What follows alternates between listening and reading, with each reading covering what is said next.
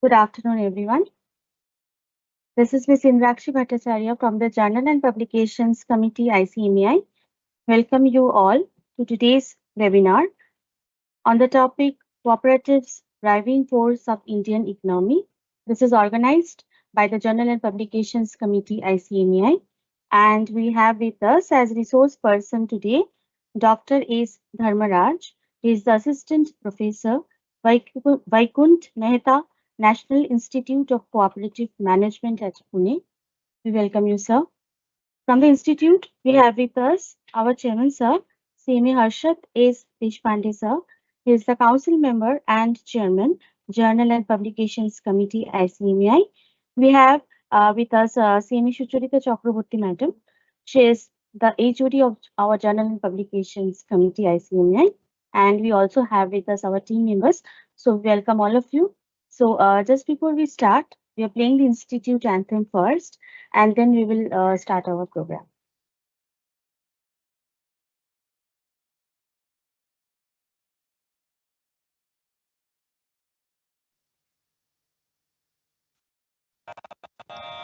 असतो मा सद्गमय तमसो मा ज्योतिर्गमय मृत्युर्मामृतं गमय मा सद्गमय तमसो मा ज्योतिर्गमय मृत्युर्मामृतं गमय असतो मा सद्गमय तमसो मा ज्योतिर्गमय मृत्युर्मामृतं गमय ॐ शान्ति शान्ति शान्ति।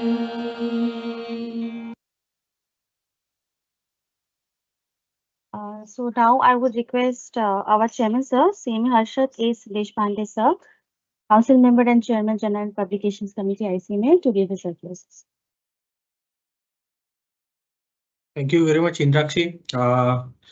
Very warm welcome to all of you, and I'm thankful to my team members, Sucharita Madam, HOD, and Indrakshi, and the entire Journal Committee team for arranging this webinar on the topic cooperatives, the driving force of Indian economy. So friends, this month our journal was focused on the cooperative. So cooperative is the one of the very big sector, and we also celebrated this month in our the theme of the journal itself was a cooperative. In fact, this year itself has been marked as a International Year of Cooperative. So this gives us a lot of government has taken a lot of initiatives. In fact, this Sahkar se Samruddhi is something which is the motto of the Ministry of Cooperatives. And we as CMS, so you are aware that the many of the cooperative state acts like Maharashtra, Himachal Pradesh, or West Bengal. So we are given the right of auditing not only corporate but also the financial audit in cooperatives. So we want our more CMS to take benefit of this various cooperative acts, and also we would like our CMA fraternity to help the cooperative sector to become the next engine growth. In fact, the government has given a lot of initiatives and a lot of programs they have announced. So as I said to you that Sahkar se Samruddhi is being one of the big programs that government is looking forward. Our Home Minister, who also happens to be the Minister of the Department of Cooperatives, or the Ministry of Cooperatives, Mr. Amit Shah is the leading this particular uh, ministry. So it can give us a hint that how much importance the government is giving to the cooperatives. So cooperatives also are one of the key employment generation. So just like we many time talk about MSME. So cooperatives also are the one of the very big dominating force which gives employment to a lot of people. The many cases you will find that the first jobs are with the cooperatives. Cooperatives are everywhere, day in, day out. So right from our society wherein we stay, that is a housing cooperative. Uh, the dairies you have a milk, so most of the dairy industry except nowadays some private players have there, but still cooperatives like one of the biggest dairy brand, that is Amul, that is also a cooperative institution. So everywhere cooperatives are there. We have to just recognize their presence. Banking industry or finance industry, you will see that cooperatives are doing wonderful job. And in fact, the just like we say that the first job is with the MS cooperatives or MSMEs. So generally, you'll find that the first loan is also with the some financial cooperative. So it is a deep rooted into our system.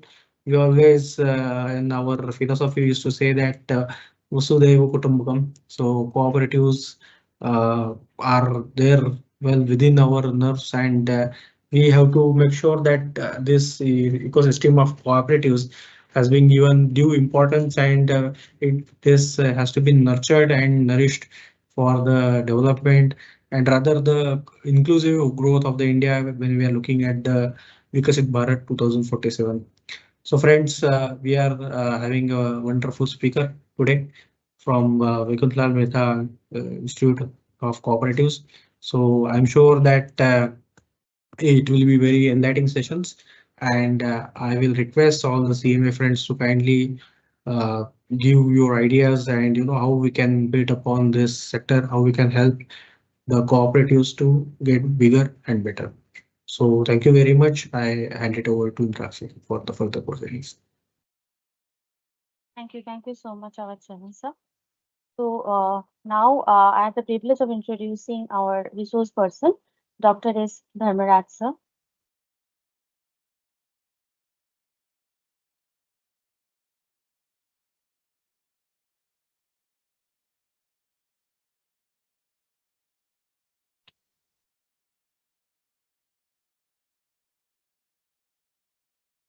Sir, Dr. S. Dharmaraj sir, he is an assistant professor at the Vaikunt Mehta National Institute of Cooperative Management at Pune.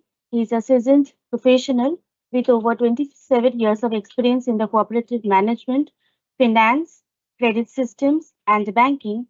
He holds an MCOM, MPhil, and PGDRT, and he has completed the faculty development program at Ahmedabad. And he is a certified trainer for financial cooperatives. He has made significant contributions during his tenure at the Institute of Cooperative Management, Kannur, Kerala, and later at ICM Madurai, Tamil Nadu, where he has served in various capacities. Prior to his current role, he held the position of Deputy Director at the National Council for Cooperative Training, NCCT, at New Delhi, where he has played a pivotal role in spearheading training initiatives and policy interventions. Sir possesses extensive expertise in designing and delivering training programs, seminars, conferences, workshops, and capacity building initiatives for cooperative institutions and government departments. He has numerous national and international publications to his credit, reflecting his scholarly contributions to the fields of cooperative management, rural finance, and banking. So we welcome you, sir. It's really an honor for us to have you with us. So now I would request Dr. S. Dharmaraj, sir, to please start his presentation. Sir, please. Thank you very much, madam. Thanks. First, I make it ready my PowerPoint and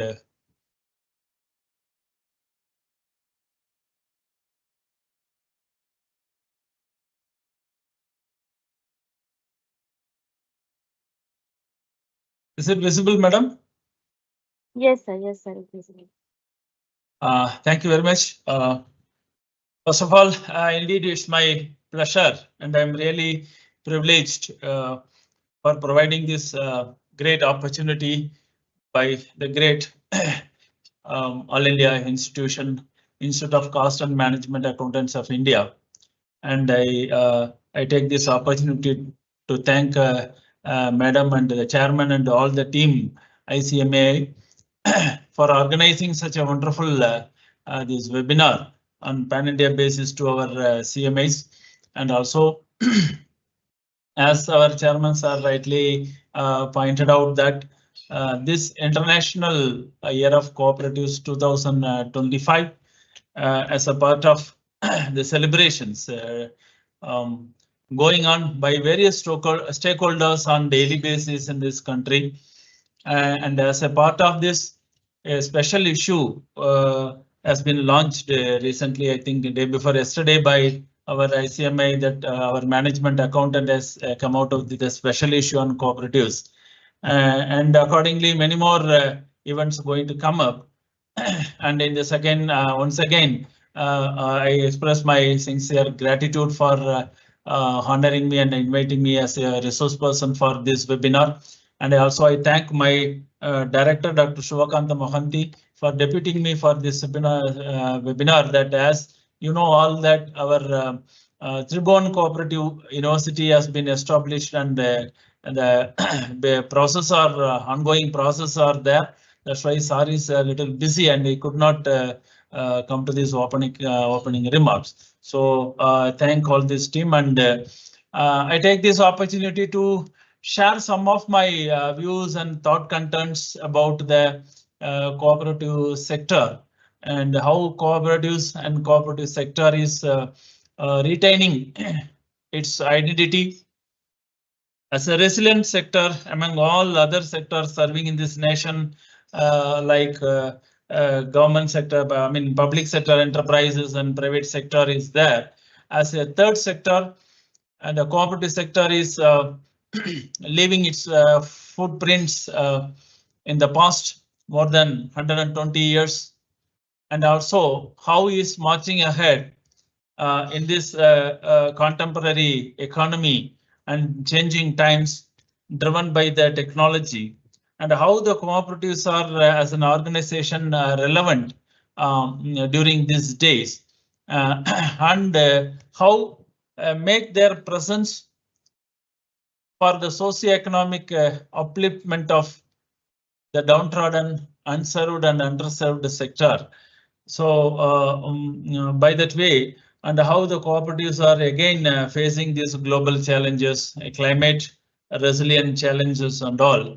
For that, few that available few minutes, I can share my some of this thought process.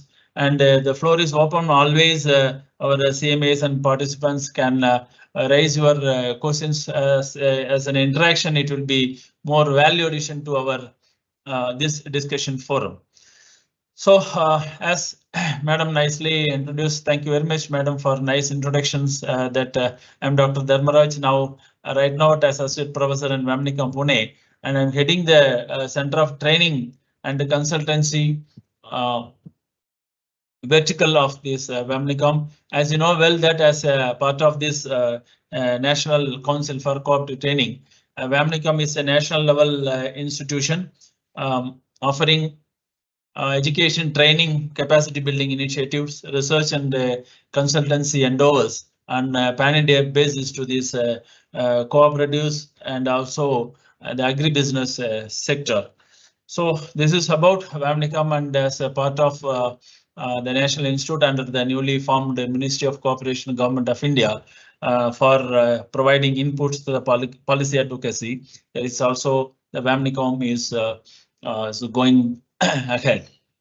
So with these words, take a few minutes about just to introduce about the some of these facts, and again I take this opportunity to clarify certain facts, the real facts about this cooperative sector, because when I come across the various writings, news, as well as the discussion forums, that there are many myths, and also there is a need for clarity about the identity and also the role played by these cooperatives.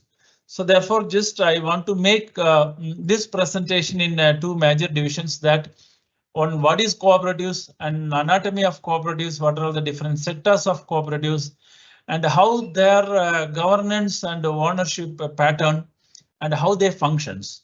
So that is one side, and by that way, how they are making their presence in the for the country like India, especially for the socio-economic development as a vital force driving Indian economy. So we have the multinational players and domestic players and vibrant sectors, and also the grassroots level players like farmer producer organizations, and now recently the lot of agri startups. So the business environment and the players are plenty of players, and among these, how the cooperatives are retaining their identity as a unique kind of organizations, and even after the 120 years of their presence, how they keep their relevance in this country as a resilient system and a business model. So by that way, we can have this presentation in two section. And let me begin with some of these facts about India. The population of 142 crores. As recent statistics, we can say 140 crores, the populist nation, and nearing to China with a little difference of little margin of behind 25 lakhs, and almost we are going to equal the China and India. So with this highly populist nation, a simple thing is that the consumption of per capita per day, the food consumption per capita per day is 1.317 kilogram. So we need 1,317 kilogram of cooked food for every Indian on daily basis, which is one of the biggest challenge for India. The other nations are not facing. Therefore, just imagine that 1.3 and 1.4 kilogram multiplied by 140 crores, and how much ton the food requirement daily basis to this India. And this is one of the peculiar challenge comparing with other nations, that, but at the same time, just comparing this position, India way back more than 150 years and 200 years back, the situation was very pathetic, that we had a lot of famine and also hunger deaths and starvation. The number and degree of starvation was very high. And after that, we were able to come out with one of the growing economy in this country, fast growing economy in this country.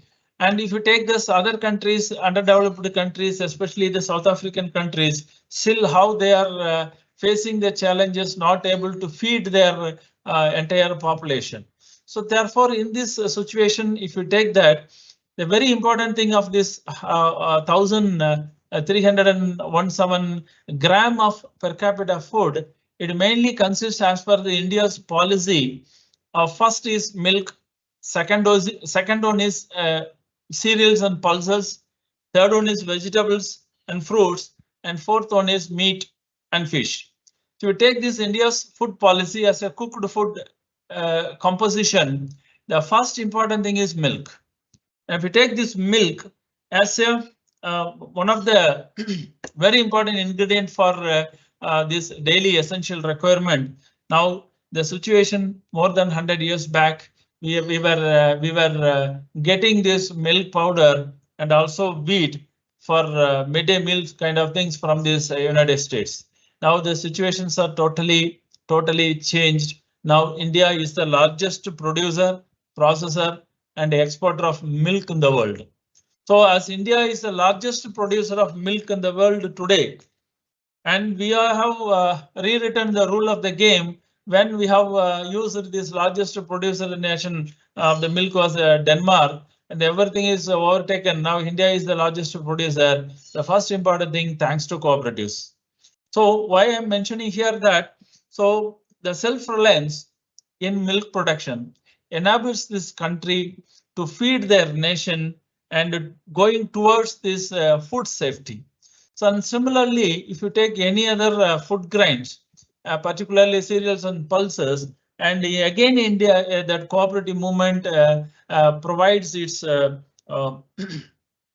services then for production, processing, value addition, etc. The food grains industry, food grain sector is mostly contributed by the cooperatives. And similarly, needless to say that many cooperatives are entered into this agro processing and production of these vegetables like horticultural cooperatives, and also fishery sector, and one is dairy and another one is fishery, and feeding this nation. Fishery is one of the very significant sector of these cooperatives at the grassroots level, and how they can fulfill the downtrodden's dream and day-to-day life. So that is very important thing. So therefore, for the country like India, how these cooperatives retaining is relevant even in this 2025 and next forthcoming century, for the highest populist nation, and cooperatives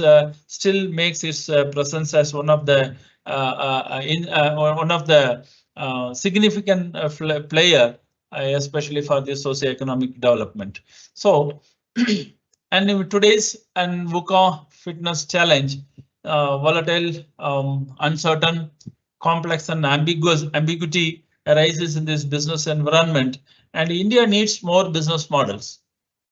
And we can say and mention many business model, because and how if we take that entire the contribution of GDP, if take this manufacturing, service, and also this agricultural sector, each division and each component, we need business models. So nobody was thinking that a small tuition center in my school days, when we were looking for the tuition centers, and do even getting passed in SSLC was very difficult.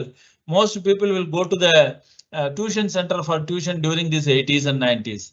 Now this was the situation as a tuition center, a small thing. Now why I'm referring here, you take that is made as a business model and MOOC model, and providing lot of modules, designing modules and sub modules and component, and selling this micro product in the massive way. And the Baiju is recognized as one of the first unicorn company, and how this business model has been delivered in a micro level. So that is the very important thing. That is a very important thing. We have to note that the India needs more business model.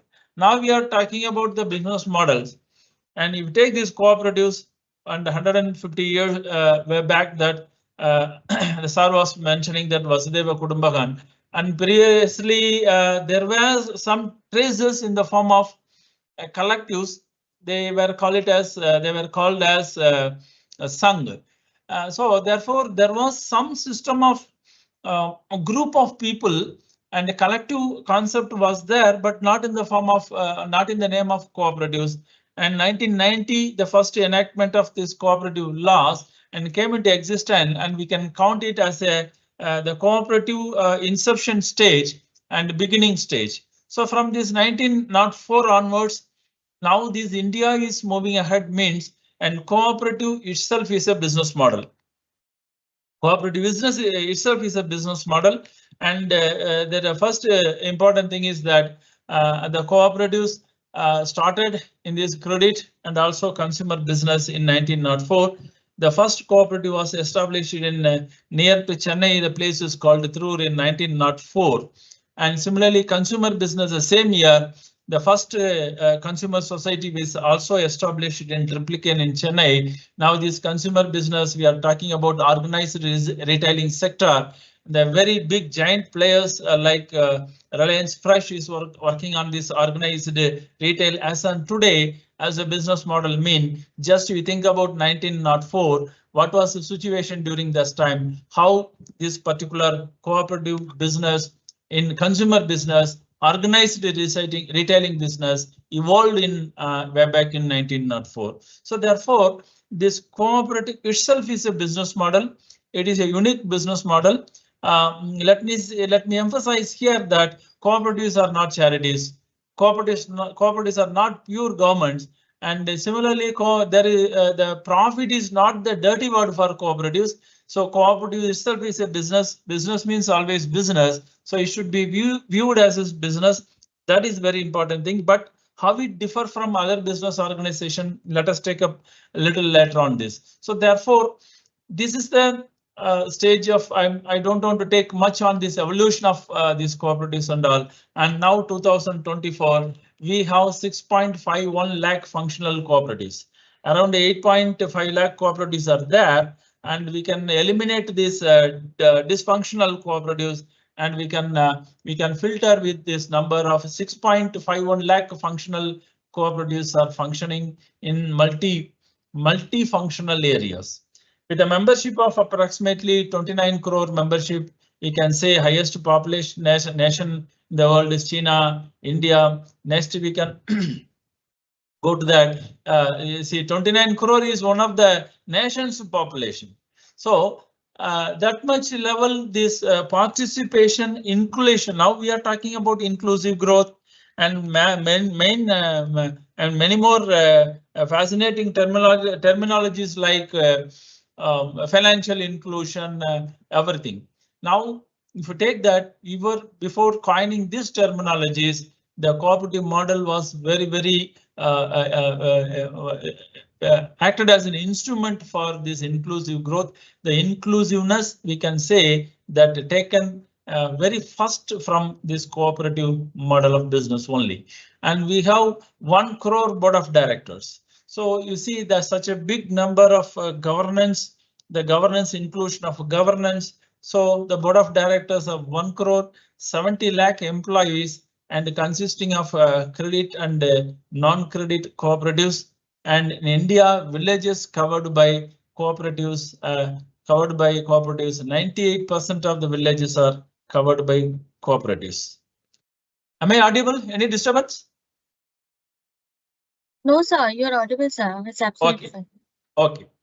Now, then if you take just, I take this mentioning this, little preliminary, just I want to make it clear. Once again, I'm telling that because there are many misconceptions about this understanding of this cooperative. That's what I'm focusing the first section of my presentation for this, making little more clarity to our participants. So cooperative credit and banking, we can divide these cooperatives as a credit and non-credit first of all. And if you come to this credit and banking, we have two channels of credit. One is rural credit and urban credit. In rural credit, we have again the subdivision of short-term cooperative credit structure STCCS and long-term cooperative credit structure. And similarly, urban cooperative banks is an urban channel. I will explain this a little to this next. So therefore, this rural credit, if you take that, here I want to explain clearly what is PACS actually. Many misconception prevails about the PACS and its functioning and how this hierarchy is working. What are the main operational aspects of this cooperative credit? So first, if you take that cooperative credit structure, as I told you, one is STCCS, a short-term cooperative credit structure. So as the term indicates that the time period for credit is short term and very short term.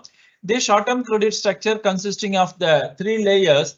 At the bottom level, we have the primary agricultural cooperative societies, district level central cooperative banks, district central cooperative banks, and the state level state cooperative banks. Then how it functions. So this entire system, this entire vertical mainly functioning on the refinancing. So that we have to understand first. So this vertical is hanging top to bottom, bottom level, village level, that's called primary level. We call it as primary agricultural cooperative societies.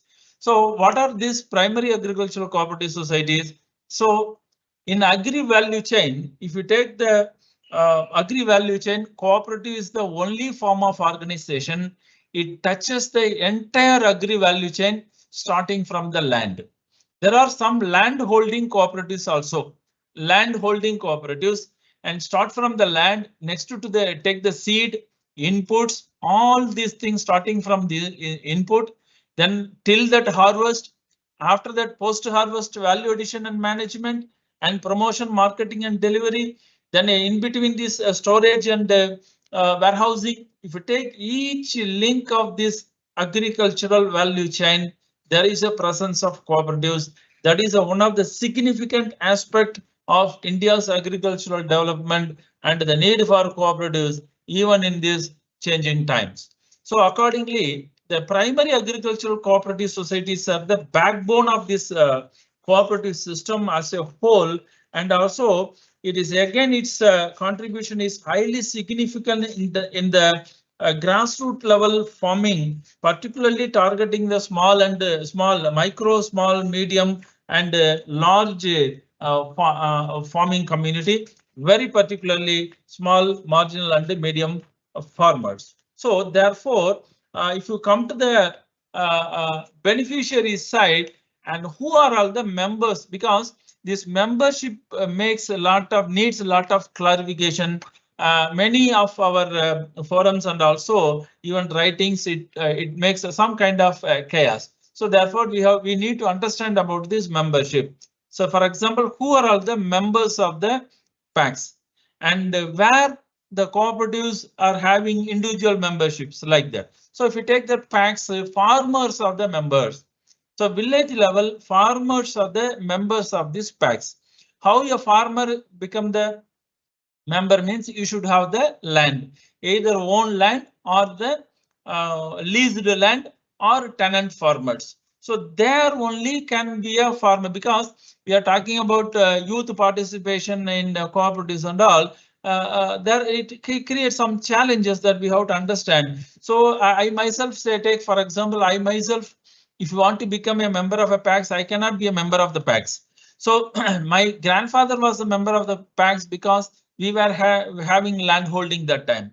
So therefore, the land holding is very important. That maybe own land or leased land or tenant farmers also can be a member of this. So there is a system in this tenant farming membership. Again, there is a that bylaws and rules and regulations are there. But anyhow, I'm taking only basic things. So individual farmers are having this member of this PAX.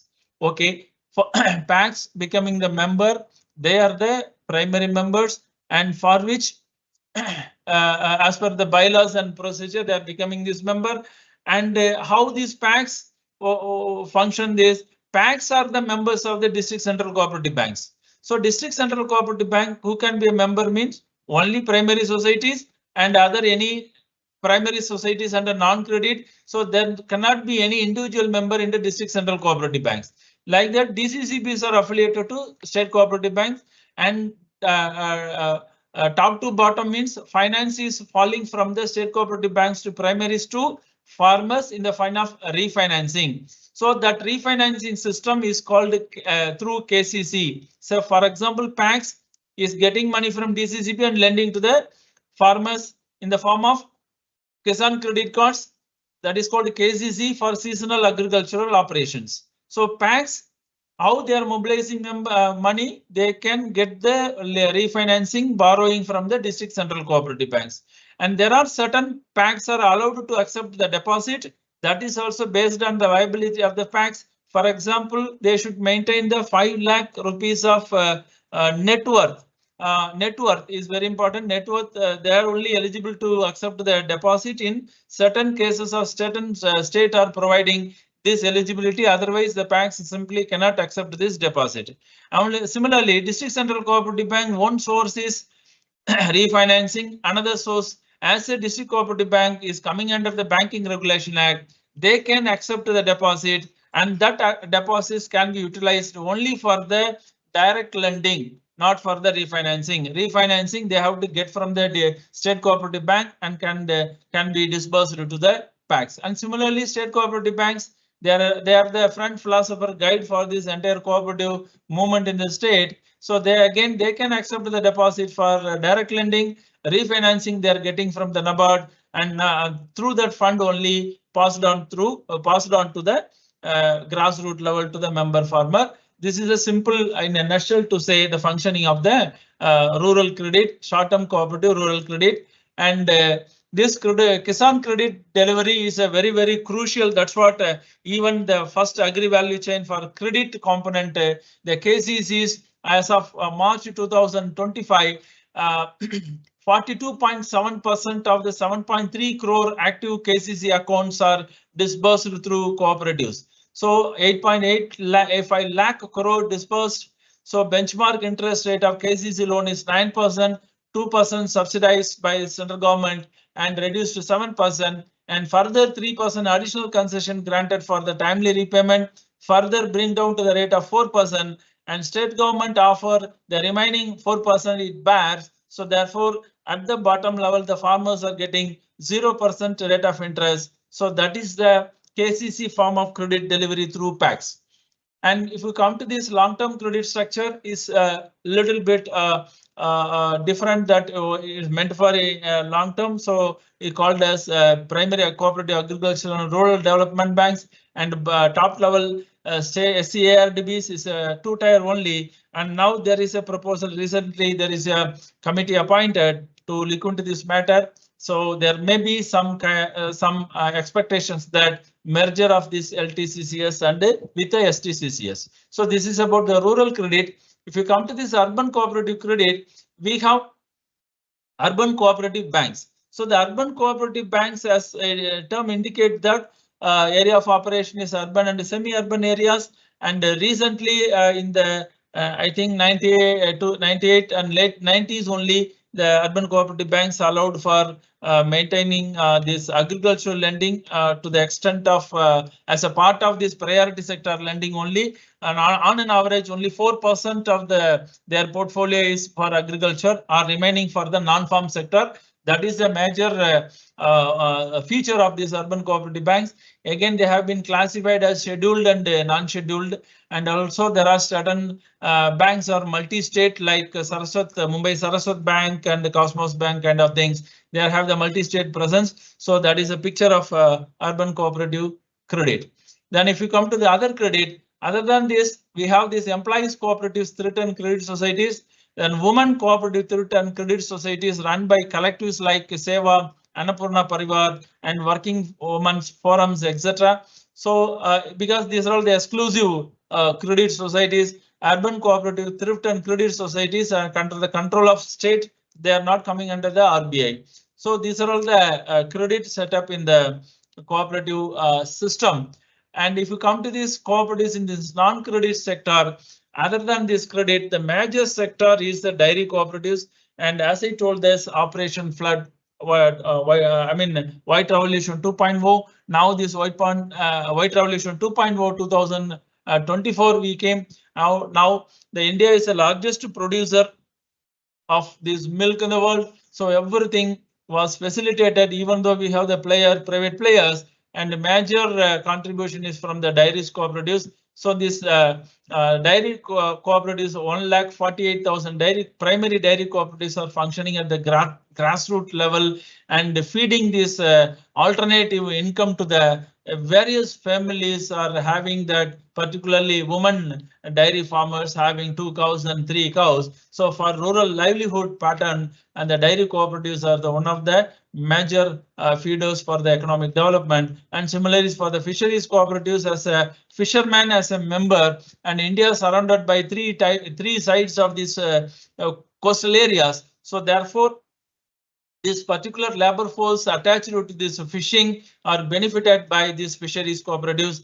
And we have housing cooperatives, and is one of the first organized. Then now we have that real estate promoters, and previously the cooperatives are the pioneers in this organized real estate promotion. And we have very successful models like state like Maharashtra of housing cooperatives of gated communities. And similarly, marketing and processing cooperatives, here it is very important that under PACs they are providing credit, and marketing and processing cooperatives enables this extend the agri value chain for the production, processing and marketing of agricultural producers. And similarly for organized retailing, consumer cooperatives, and we have the next largest, previously it was the next largest labor force next to the agriculture was the weaving. For the benefit of the weaving community, weavers cooperatives, and there are some exclusive industrial cooperatives and including sugar cooperatives, and exclusively for tribes we have the LAMS. It's called large sized Adivasis multi-purpose cooperative society. They are called as LAMS, and many other cooperatives.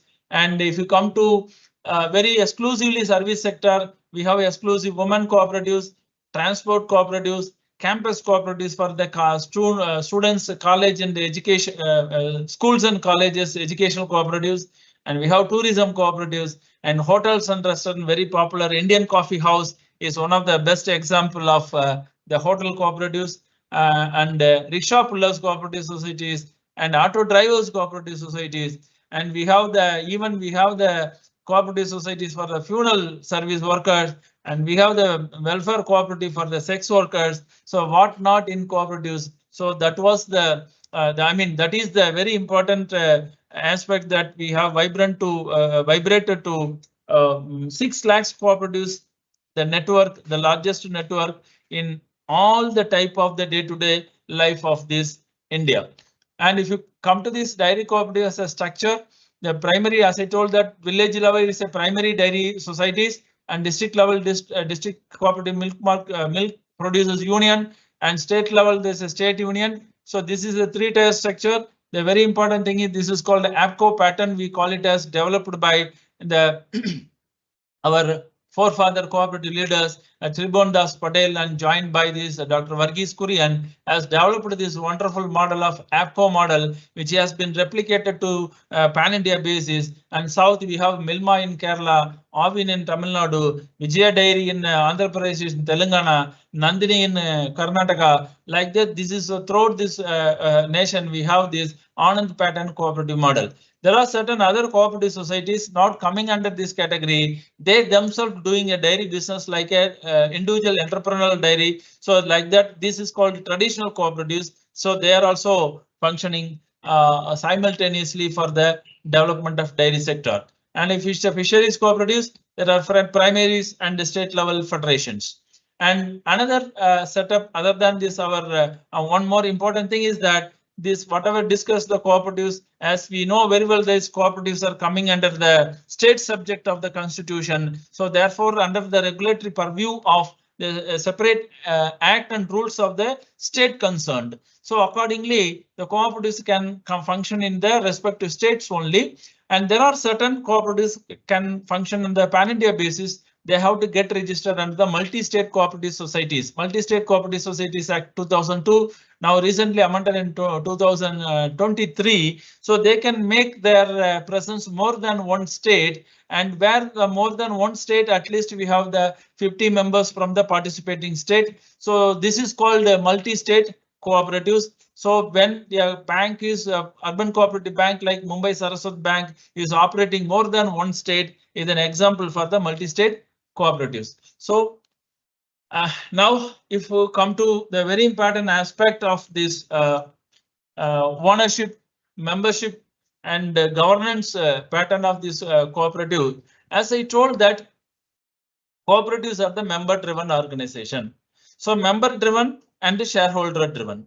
So unlike cooperatives, corporates are the share, as we know very well that our CMIs and members. So corporates are driven by the investor driven. They are investor driven based on the shareholding pattern. The ownership is gaining weightage on the basis of the shareholding pattern. So therefore, they are the shareholders. And if you come to this cooperative, the cooperative member is getting one share. So one share with the face value of this 100 rupees or sometimes maybe 10 rupees nowadays is 100 rupees, and the new cooperative startups are fixing 500 rupees means. So by paying just 100 rupees and 500 rupees and getting ownership and getting into this till that governance participation in the governance. So therefore it is member driven because it's one man, one vote, and whereas unlike this corporate, one share, one vote. So it is driven by this member. So therefore, the very important thing, this in academic parlance, we have to understand that there is a difference between EPS and the patronage. So EPS carries value for this PE multiples of earning per share and market per share for the PE multiples and valuation of shares, and also for tempting this investor to buy the share or sell the share. So there is no such concepts in these cooperatives. You have the system of profit sharing in the form of patronage, that is on the basis of volume of trade by this member. The profit sharing is taking place. That is very important difference that we have to understand from this, differentiating from the corporates. Then accordingly, you can quote some of this example. As a cooperative, we can take for example Amul. Everybody knows this. Amul is a Gujarat Cooperative Milk Marketing Federation. So commodities milk. Amul is recently declared patronage way of dividend to the grassroots level members, because as you know, as a Amul is also multinational giant, the huge amount of profit has been distributed to the grassroots members via their member unions. So this is one of the best example for this patronage. So NAFED is pulses and oil seeds sharing trading margin with the primary member cooperatives, and sugar cooperatives share surplus from the sugar to the growers, and cotton, for example, cotton marketing societies, price equalization is taking place. Bonus per kilogram of cotton sold by the members, they are getting this patronage. So this is an example of sharing of profit in cooperatives. And if you come to this, particularly the functioning of cooperatives, we have, as I told that, we have the different sectors in cooperatives in the non-credit sector particularly, and starting from the agribusiness to and all kind of including services. Now we have this system of cooperatives. But at the same time, if you as an inherent weakness to this cooperative sector, the cooperatives are faced with the challenges, because first very important things if you take that, it is a people's movement. Challenges aligning with the spirit of the people's movement. Wherever you come to this people's organization like Gram Panchayat and political system, if you come to this at the top level of central government and state governments and central government, as a people's movement, where the people are supporting, what the way the people are participating, that makes the success. Accordingly, now we have the micro level, we have the self-help group. Say for example, there are 20 people are in the self-help group members. How they participate, how they work, how they take the decision, how they committed to their overall welfare of this group, the group makes a success. The same way to the just next level, macro level, if to the cooperatives, it has as a people's movement, it has its own weakness as of that how the people are participating. And accordingly, lack of member participation is one of the challenge that has been identified. And one side we are talking about this success of this cooperatives, very particularly if you take that PAX is concerned. As I told that the PAX, the agricultural loan, the commercial banks are providing agricultural loan to the various sections of the people, and including agricultural and agricultural extension operations. At the same time, if you take the small and marginal farming community, the 78% of the small and medium farmers are covered by the PACs only. Now we can take that importance of PACs at the grassroots level exclusively for the crop loan, the filtered crop loan disbursement. So at the same time, the viability of the PACs depends on this participation of this member. And once in 1900s and late 90s, the importance and the people involved in this agriculture, ownership in the agriculture, number of participation in the agriculture was very high. Accordingly, PACs was the indispensable player during that time. So at the same time, even now it continues. But at the same time, the statistically, it is evident that we have 160.38 million membership all over the country in the PACs. If we take that 160.38 millions of member of PACs in the country, 49.23 million members are the active members. They are the real borrowers. So accordingly, 30.7%, 31% is the active membership. So which shows that why that cooperatives a little bit the vibration is a little bit struggle, even though it is a what do you call this, a resilient business model for the more than 120 years, but their viability and sustainability based on their active member participation. So is one of the weakness has been identified as lack of active member participation. And similarly, the governance and accountability issues, always it is noticed that the lack of governance and the impairment of governance, and we can say some of these urban bank failures, it was mainly because of this non-compliance and also the governance, the poor governance and accountability issues. So as one of the inherent weakness, still it persists. And similarly, the managerial effectiveness and lack of professional management among the managerial staff, and also because of certain biased recruitment and the lack of stringent as well as transparent recruitment policy. So that also leads to the lack of professional management and slow pace of technology adoption. And again, I told that profitability, viability and sustainability is one of the biggest issue, that because as a business organization, by virtue of law, their operation area of operation is very small and they bound to function within their area of operation. So therefore, as of the business mantra and trend today, the size really matters. So therefore, that is one of the weakness that cooperatives are facing. And similarly, over dependence on government funding and government funding support, again, it's create the issues to the identity of these cooperatives. These are all the one of the weaknesses, and it has been identified. And even then, now in this disruptive event VUCA scenarios, that indicates that escalation in global competition, technological innovations driving consumer behavior shift, very particularly after COVID-19, and market disruptions by emerging technology,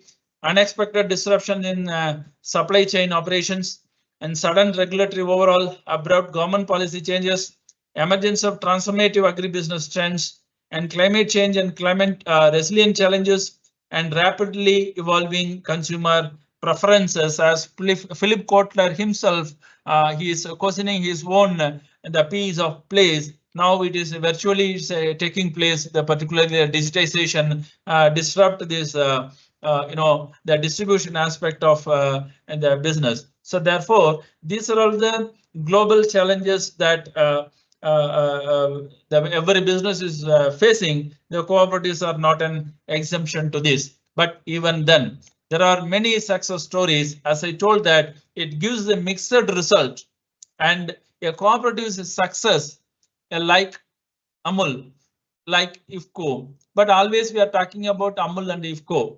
IFCO is a cooperative, but IFCO, there is no individual member. Other societies, particularly PACs, are the member.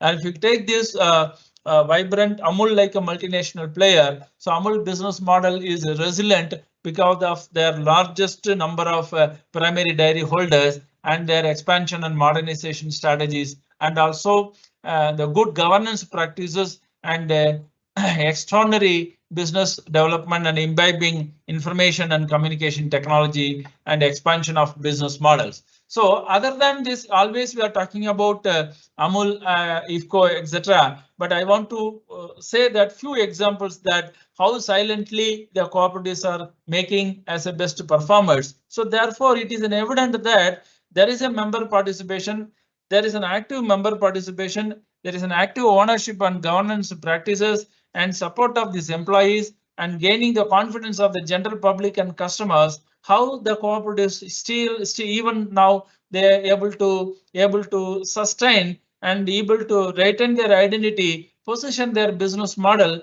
There are many examples there. The people are supporting. There the people of participation is there. There the people is taking the right spirit. So therefore depends on the people, because it's a people's movement. If the people are taking the right spirit, the cooperative will survive. Then people are taking the right spirit. There are the best examples, like one of these example, Oralingal Labor Contract Cooperative Society in Kerala. It has been started as a small labor contract society. Now in Kerala's majority of the state construction projects, and also construction of roads, construction of airports, and construction of software parks. The major infrastructure projects are now undertaken by then.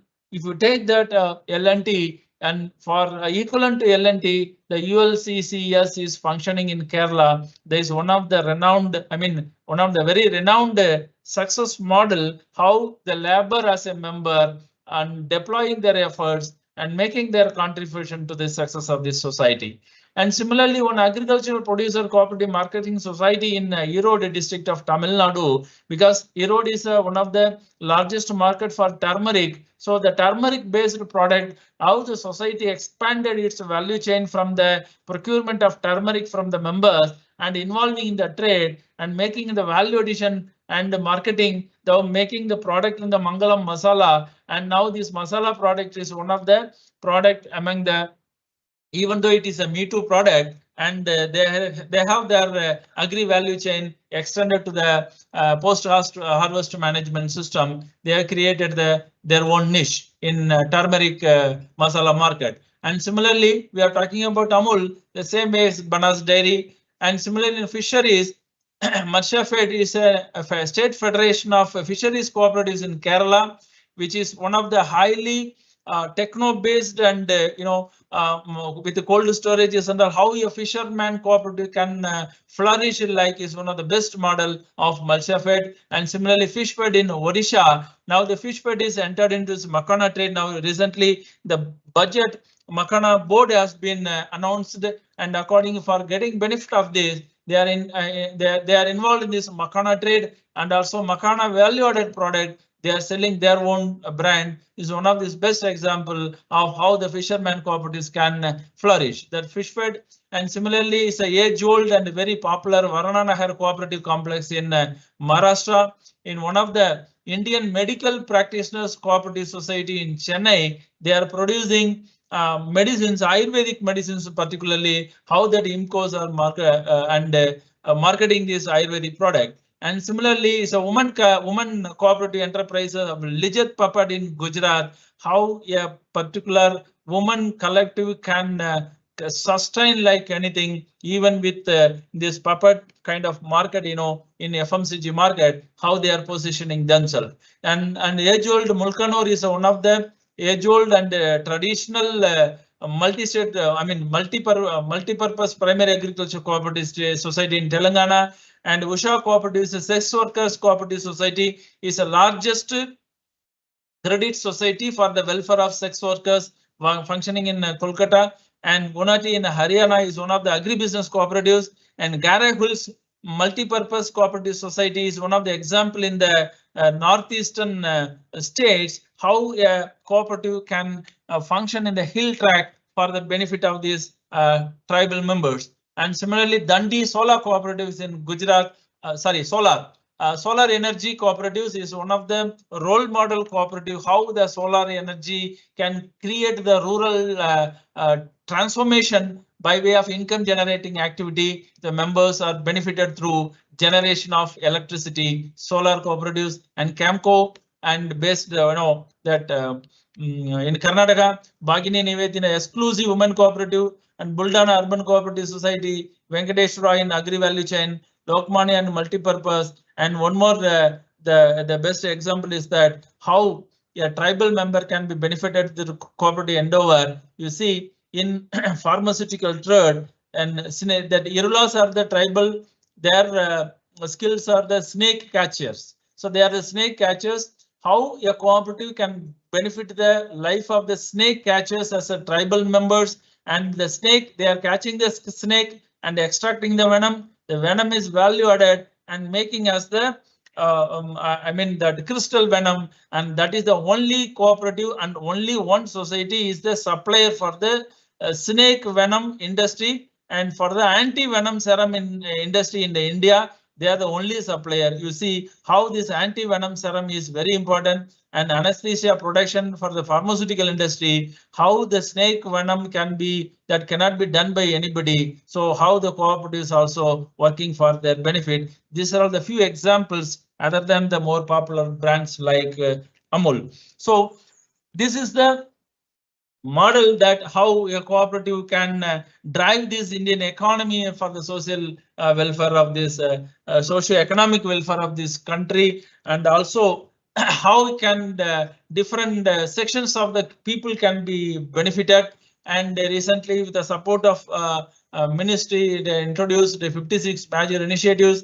As I told that the PAX member participation is declining, and the margin of the Kisan credit card and conventional loan, they cannot survive. So they have to generate more income other than the credit business. So for which the initiatives are taken to support the PACs as a multi-purpose agricultural cooperative societies, multi-purpose dairy societies, multi-purpose fisheries cooperative societies. So this is the latest development of the concept of MPACs, and for the cooperative database is one of the major and most welcoming initiative for data, is because data is a wealth. Data is very important, for which the MOC have taken the initiative of national cooperative database, and new national cooperative policy is going to be unveiled the next week, and very particularly for the education. And we have the Tribhuvan Sahakar Cooperative University. Recently, the IRMA has been converted, and Vamnikam is also,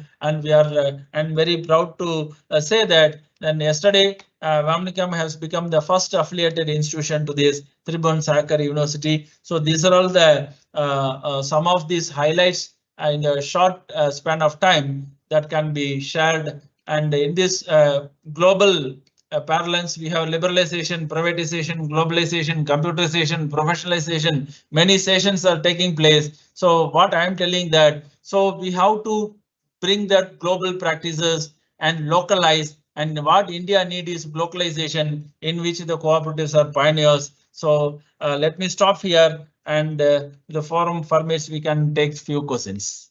Thank you very much. Thank you so much, sir, for such an exhaustive presentation. Sir, we have received a few questions. Yes, sir. Uh, Yes. yeah, yes, sir. The first question is, what is the process to impanel the cost accounting firm into the cooperative society? Pardon? Process of empaneling. Yeah, impaneling the cost accounting firm into the cooperative society. Our cost account fraternity asking. Yes, Right. sir. Actually, regarding cost accounting, because we had a discussion in many forums that at least our the district level, particularly credit institutions, district level central cooperative kind of things, there is a provision for the CAs to become the chartered accountants to become the professional director, but there is no such provision for the cost accountant. So it's one of the policy matter that can be undertaken above all. And the role of cost accountant, I can say that now we are talking about the more professionalism and more professional cooperative management and all. Very particularly, say for example, I can say the business plan, working out of this business plan for the different types of cooperative society. So here the cost accountant role is very high. That's what I feel. So when there is a government projects and government scheme, we have 96 types of government of India schemes. When the schemes are implemented, here again there is should be an intake from the primary, I mean cooperative level. It may be any levels of these cooperatives. Here very important role is the preparation of the DPR. So one in this aspect there is a role for the our cost accountants to play, and also individually. I mean, govern as a pattern of governance. If the board decides, they can empanel the cost accountant as a consultant for their cost reduction strategies. Say, for example, as from ICMs and Vamnicom, we also given some supporting services for this business plan preparation invited by the many cooperative institutions. So, like that, from our ICMA side can be some kind of that concept note or kind of communication can be sent to the federations. But first of all, national level federations and state level federations, how our cost accountant can play a support services to the cost and the earning management of these cooperatives. So that can be disseminated to the board level. First of all, there the board can take their own decision. This is number one, madam, up to my knowledge. Then second is that when there is a state subject, the cooperation, mostly it is under the regulation of the state level commissioner of cooperatives or register of cooperatives. So here the register of cooperatives, they have the different hierarchies of audit system. So in take this the well developed cooperatively developed states like Tamil Nadu and Kerala, we have a separate vertical of Department of Cooperative Audit, Department of Cooperation. So there is a scope for Department of Cooperative Audit of this cooperative institution. For example, 25,000 cooperatives in Tamil Nadu, 44,000 cooperatives in Maharashtra. So here audit is the audit. We have the they have the separate hierarchy. There the role of cost accountant, even though directly it is not there, there is a role of this auditor for making preparation of audit manual kind of things that can be imported and implemented through the directives of the commissioner or register of cooperatives concerned. This is one side of the aspect. Third one is disseminations, wide disseminations about, say for example, now I am preparing one project our funded through ICMI for the management of cost and earnings for the urban cooperative banks. So like that, that particular aspect we can be given to the as a very particularly cost account can do that. The cost management and earnings management that can be given as a consultant role to the at least some viable cooperative societies. Okay, sir. So actually, we have received many questions, but since we are short of time, Yeah. we're taking it as the final question for today. Yeah. The question is, how can digital integration in cooperatives boost India's economic resilience and rural entrepreneurship? Exactly. Now is one of the very relevant and burning areas that how digitization and adoption of technology. See, fortunately, with this Government of India initiative, we have the PAX computerization. In previously, there were some state they adopted the common accounting system. As a part of that, there is a one aspect of management information system for which computerization was taking place. Now there is a full-fledged funding pattern. Computerization at the PAX level, it is happening for the around 1 lakh societies are going to be computerized. And the society-wise, there is a the viable societies, the capable societies already they have the computerization at least. Now the digitization, especially for the primary level cooperatives, addressing this climate change, the integration of agricultural ministry and rural development ministry with the state's officials. Now it is taking place, madam, especially for providing agricultural details and weather reports, and also what do you call this digital marketing initiatives. And we can say many examples that there are some cooperatives in Kerala and Maharashtra, they developed their own the online marketing module and digital module. I told one example of that Mangalam Masala. No, they adopted the e-commerce platform already. They are going for the online trade. Like that, it depends on the societies to adopt. At the same time, we cannot avoid this embracement of the adoption of this technology because it's a digital driven economy and AI is going to rule. So therefore, at the state level and also Ministry of Cooperation, Government of India level, there is a lot of dissemination campaigns and also assistance programs are taking place. And recently, the last week, I mean, 1st July, there was one convention conducted by NABARD, how the technology can be leveraged for the development of primary agricultural cooperative societies for reliance. So therefore, the days are come, and definitely it is on the underway to go for a full-fledged use of technology. It makes and also indirectly compulsion to the societies to adopt this technology because it is inevitable. Thank you. Thank you so much, sir.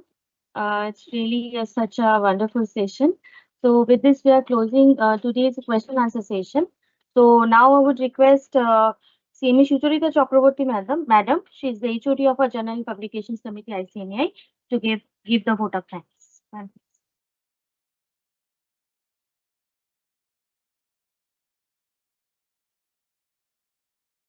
Namaskar. Today's session is a tribute to cooperatives. No lone ambition, no selfish goal, but hands that join to make things whole. From farmers' sweat to artisans' pride, cooperatives work side by side. They build no castles made of gold, but futures fair, women, youth, and old. In every member, stories unfold. Together we work, together we strive. In cooperatives, dreams come alive, not for the few, but for the many. A brighter tomorrow built by any. Today's session, cooperatives, the driving force of the Indian economy, has been an important step in the journey of reflection, celebration, and learning. We are immensely grateful to our esteemed speaker, Dr. S. Dharmaraj sir from Vaikunth Mehta National Institute of Cooperative Management, Pune, under the Ministry of Cooperation, Government of India. Thank you, sir, for taking the time to be with us and for sharing your knowledge so generously. I also extend sincere thanks to our chairman, Journal and Publications Committee, CMA Harshad Deshpande sir, respected participants, readers, and members of the Institute and cooperative community who joined us today.